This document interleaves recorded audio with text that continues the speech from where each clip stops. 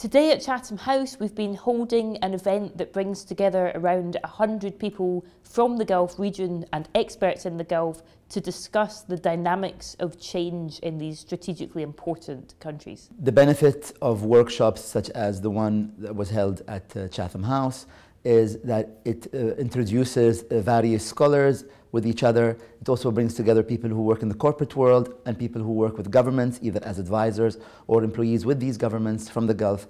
And this way there's a frank exchange of ideas under Chatham House rules, whereby we are able to understand each other's opinions and also exchange ideas. I focused my talk mainly on the rights of women nationals to grant that citizenship to their children, because in the GCC that's not the case. It's very difficult.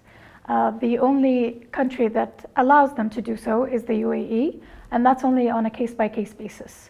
So this really affects the status of the citizenship, so it's kind of an incomplete citizenship. Basically what I presented was about the labor market conditions in Oman and development planning and sort of the mismatch between the current sort of reality and the visions that Gulf countries have, and looking at ways, looking at obstacles and looking at possible sort of recommendations for the future. I think the increasing level of education among women will help them to be more determined to get more rights and to press for more rights.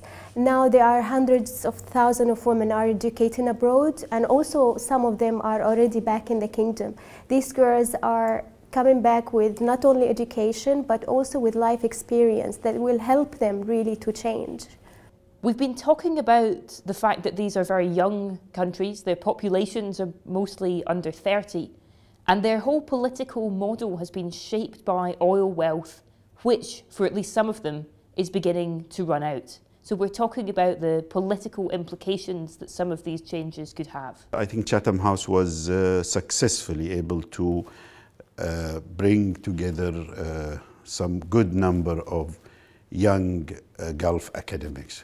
Very good number that normally we don't see in our academic circles, and where we as seniors, supposedly senior academics, we just talk to each other, and just bringing the younger element of academia to the debate is especially when we talk about future. Meeting researchers who are focusing on the Gulf from different universities and different centers was one of the main highlights of the workshop today.